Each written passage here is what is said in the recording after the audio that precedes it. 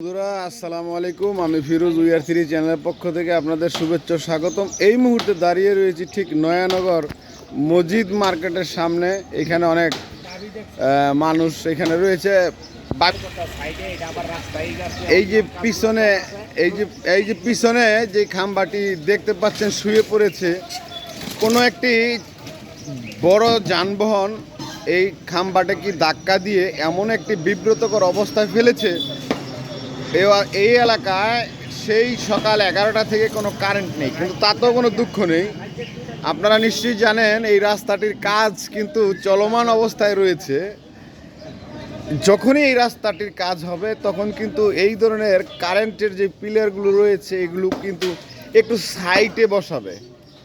এই হচ্ছে আমাদের দেশের কাজ। আবার যখন কাজ শেষ হবে, রাস্তা তৈরি হয়ে যাবে, আবার ওইখান থেকে রাস্তা কেটে এই পিলারটাকে সরানো হবে। কেন, এটা কি একসাথে করা যেত না? এই হচ্ছে বন্ধুরা এই মুহূর্তে নয়ানগর অবস্থা। ভালো থাকবেন, আসসালামু আলাইকুম।